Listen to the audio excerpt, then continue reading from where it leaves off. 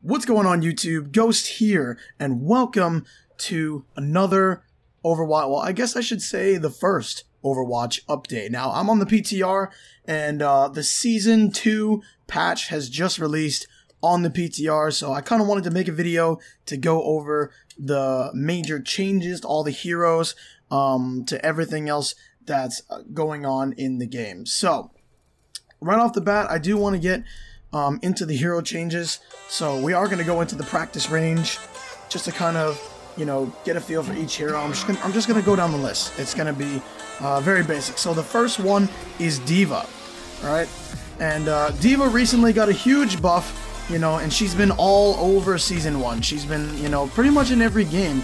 Very, very strong hero, probably the strongest off-tank other than Zarya, right?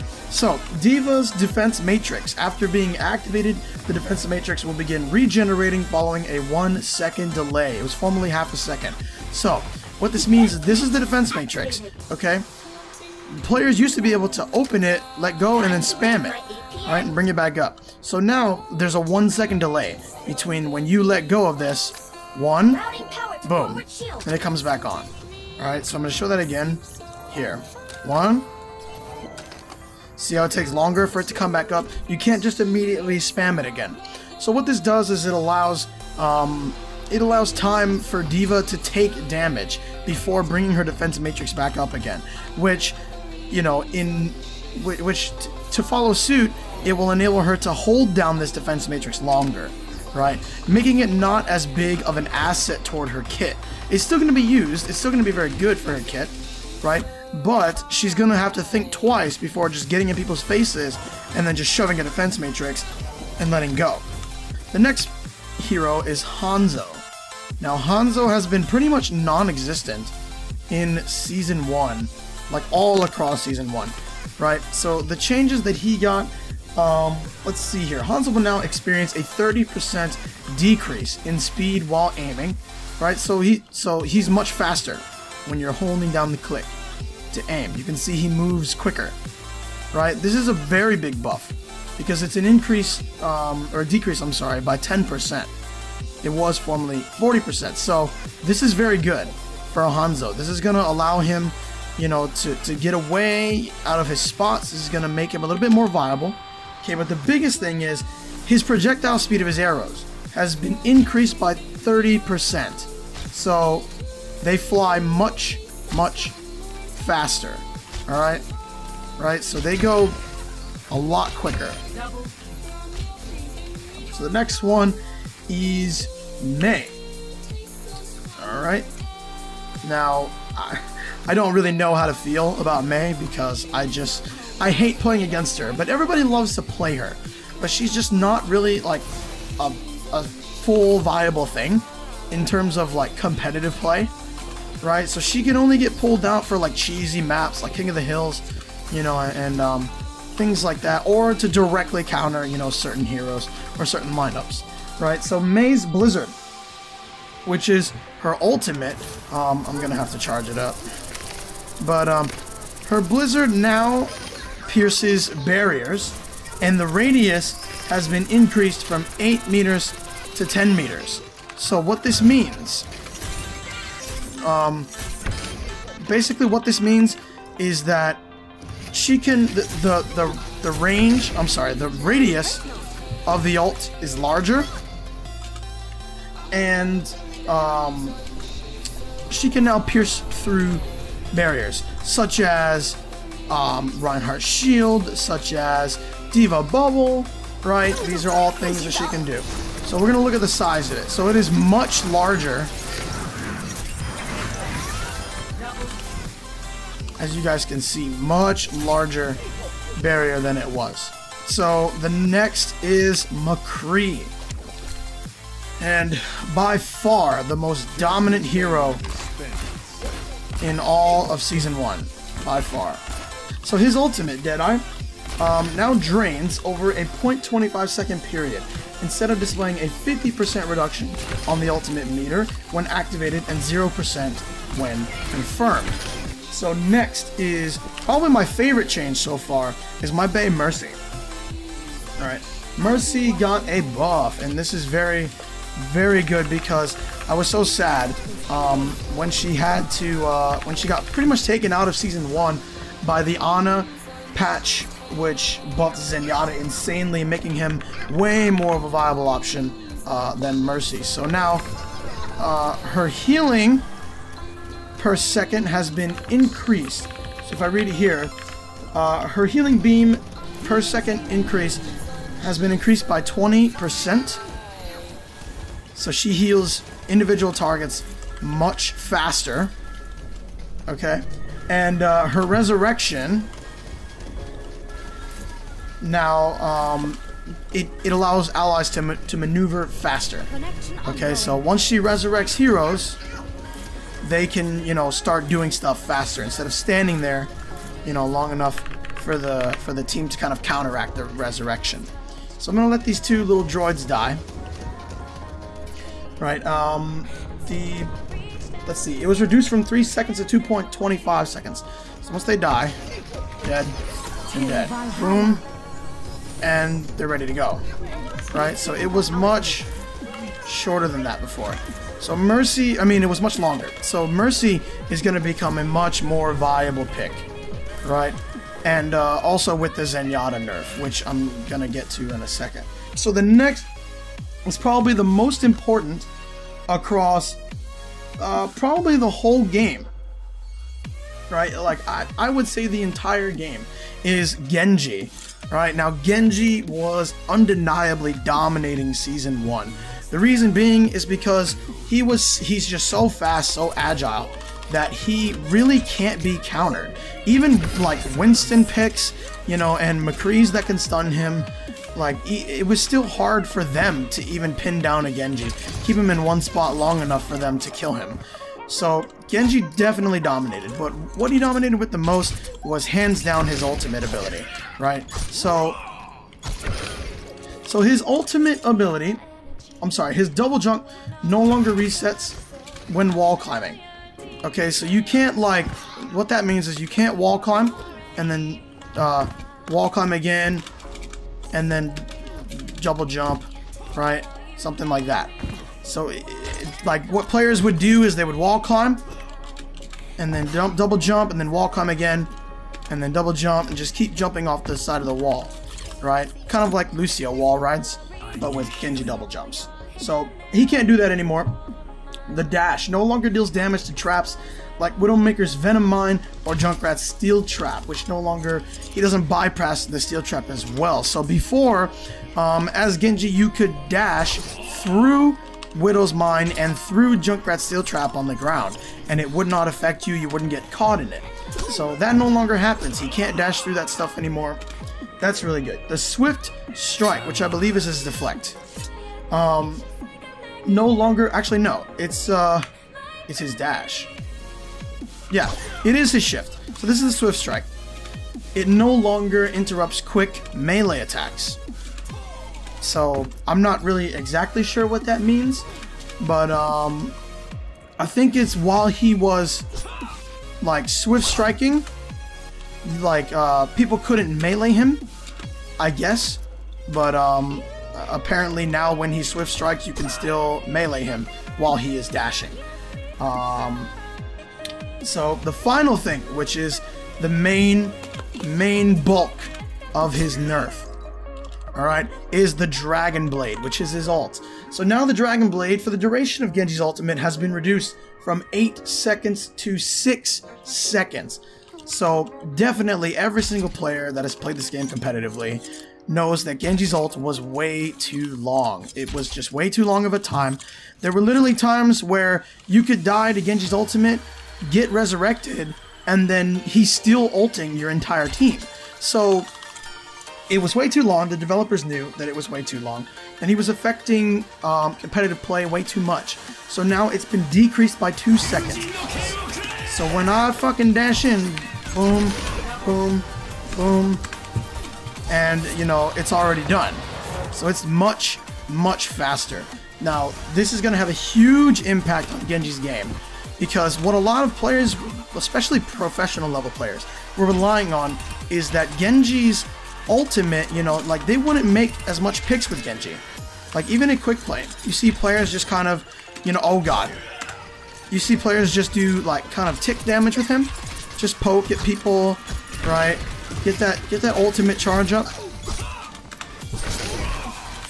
And then, you know, not really worry about making any kills. Just poke players, get the ultimate charge. And then when the ultimate is charged, they would just dive on the back line and completely take out a team. Right, so this nerf is huge to Genji's impact on competitive play. So the next one is Lucio, which he only got one slight nerf, and it is to his speed boost, so his amp it up. The boosting of movement speed has been decreased by 30%, so it's from 100 to 70. Okay, so what this does, this actually impacts Lucio picks very much. Lucio is one of those players that's in every single game, and the reason being is because his speed boost engages pushes, and it also enables retreats for your team. He is a must-pick player in every single game. This nerf is going to make a big impact on that, because now his speed boost definitely does not do as much of an increase. Right, so your team cannot rely as heavily on it to push. You're going to have to rely on other things. What else? Roadhog. This is another thing that people have been complaining about quite a bit. Is you would get a hook with Roadhog, right, like this, and you would pull people like into the walls. Okay, so the way that I'm going to do this is I'm going to hook this droid while he's going into the doorway over there. So basically what the fix is if the hook target isn't in Roadhog's line of sight when retracting the hook, they will be moved back to the position where they were originally hooked. So if I hook this bot and he goes into the doorway, he'll be pulled back to where I originally hooked him and then reeled in. Right? So this is kind of a buff in the eyes of Roadhog, like this. See that? Where before he was already in the doorway, and he would just be pulled into that doorway, you know, and he wouldn't be pulled out. So now the hook brings them back to the original spot of hooking them and reels them in. So that is a very, I'm going to show that one more time. That's a very good fix for Roadhog. So it is a buff in a lot of ways. It is a buff, guys. It's definitely a buff. Right, because now he's, you know, you're not going to get away with getting hooked and then pulled into a wall. Like, if you get hooked, he's going to pull you to him. So we need to be on the lookout for that. So the next one, and I think the final one, is Zenyatta, of course. So Zenyatta, let's see here, the Orb of Discord. So Zenyatta, probably the biggest asset to competitive play in Season 1, ever since the Ana patch. So basically, the nerfs that he's gotten, the Orb of Discord. The amount of damage amplified by a target with Orb of Discord has been decreased from 50% to 30%. So this has put, you know, a big old nerf on the Orb of Discord. So now, Discord Orbs are not going to be as much of a factor in helping your team out with damage. But in order to kind of balance this out, they wanted to keep Zenyatta just as strong, but not make his assets to the team as strong. So they nerfed the Discord Orb, but his Orb of Destruction, which is his basic attack, okay, the damage has been increased from 40 to 46. So for Zenyatta, when he discords someone and attacks them, it's going to feel the same as it did before. Okay? It's going to feel the same. But for his teammates, when he discords someone, you know, it's definitely not going to feel the same. Alright, so now we are going to go over, let's see here, the map balance changes. Watchpoint Gibraltar's first checkpoint has been removed, and the reason is the balance changes that were implemented in previous patches have eliminated the need for Gibraltar to have an extra checkpoint. So that first point on Gibraltar was basically useless. Alright, there was really no need for it. And they've decided to remove it. That's pretty much the only map balance change. Next is the user interface updates. So, if I go into like a quick play, there is a new allied health bars option that has been added.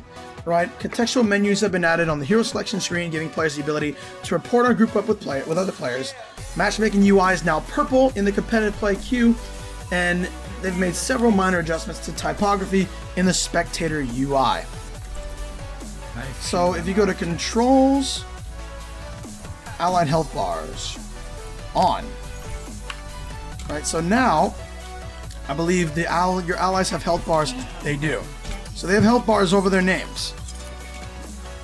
So that is definitely an interesting feature to have. Right? I think that's really cool. That's really interesting. Thank you. I don't know if that was actually there before. I doubt it. Yeah, I don't think that it was there before. But definitely a very good change to the game. What else? There's a bunch of bug fixes. I'm just going to show them here. This is basically the list of bug fixes. I don't really want to go over them too much. Alright, so now we're just going to kind of go over the general updates, which is basically at the beginning of the patch notes. So in general, when activating the ultimate status communication, Symmetra now reports the number of charges left on her teleporter in her ultimate status.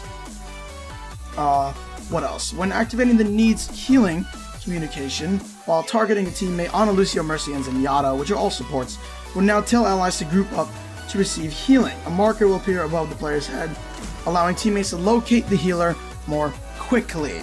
Right, so if we go to Symmetra, my ultimate's ready. So when I place the teleporter, I can click ultimate's ready, and it tells how many charges over there in the left side. 6 charges remaining. So again, now there are sit and laugh emotes that are now unlockable for heroes. Which, let's try and find one. So let's go to, let's go to Widowmaker. So, at rest, shot dead, curtain call, delighted. Yeah, so at rest is a sit, delighted is a laugh. Widow's kiss, that's a regular emote. But if we go to Tracer, she's got the same ones, having a laugh, sitting around. We go to McCree. He's got take a load off and Joker. So these emotes, once again, they are available for every character.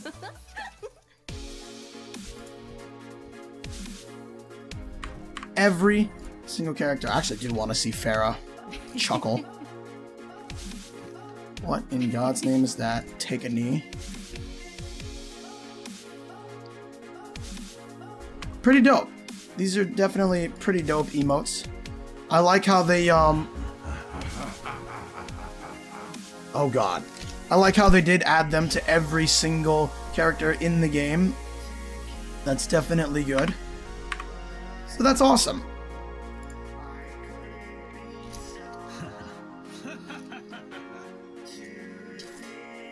That was the most unrealistic one so far. Okay, that's pretty dope. Alright.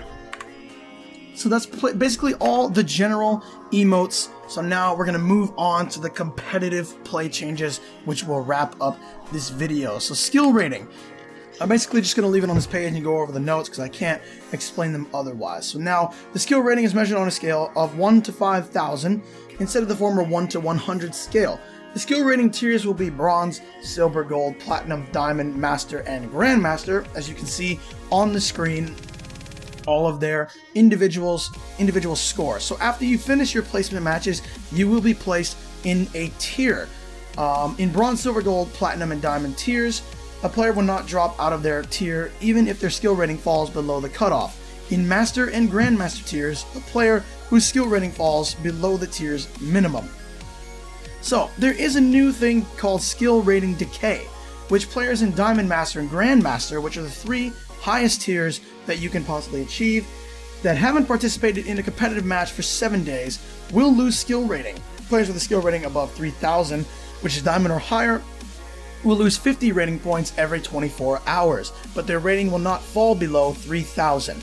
Competing in a single match will halt skill rating decay.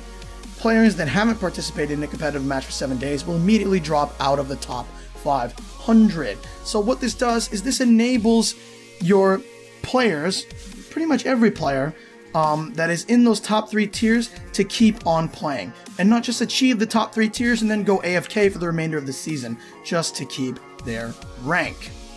So the next one is map changes. Several refinements have been made to the time bank system for Hanamura, Temple of Anubis, and Volskaya Industries. The time bank system has been added to Dorado, Hollywood, Kings Row, Nimbani, Route 66, and Watchpoint Gibraltar. If you guys do watch the patch notes, the developers explain this further than I can. Time granted for taking objectives on Dorado, Hanamura, Hollywood, Kings Row, Nimbani, Route 66, Temple of Anubis, Volskaya Industries, and Watchpoint Gibraltar has been reduced from 5 minutes to 4. Finally, we're going to talk about competitive points. Existing competitive points saved from Season 1 will be multiplied by 10. After winning a competitive match, players will now receive 10 competitive points instead of 1. Henceforth, the multiplication of the entire ranking system. Players will now receive 3 competitive points for a draw, since ties are now implemented into the game. The cost of golden weapons has also been multiplied by 10 from 300 to 3,000. So everything is the same, it's just on a larger number scale. A soft cap is being placed on the number of competitive points that can be saved. Players with more than 6,000 points at the start of Season 2 will no longer accrue points by playing competitive matches. End of season rewards will still be granted to players at the soft cap. Instead of going into sudden death, tied competitive matches will now result in a draw. Players must now win at least 50 competitive matches to be eligible for a spot in the top 500. So that's definitely a very big factor here in Season 2. Players must now complete more matches to clear their penalty status for leaving a competitive match early, and players of drastically different skill ratings, which is more than 500, will no longer be able to group together in competitive matches. So there is a skill gap reduction and limit. So now you cannot play with levels that are significantly lower or significantly higher than your skill rating.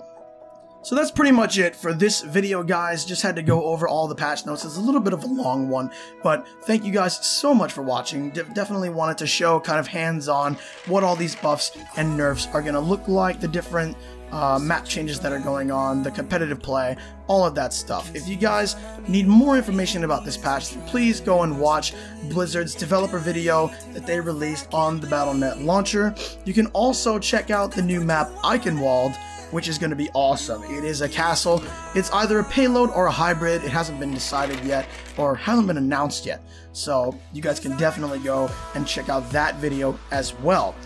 So thank you guys so much for watching. Please leave a like if you enjoyed the video and subscribe today. It will change your life, and I will see you next time.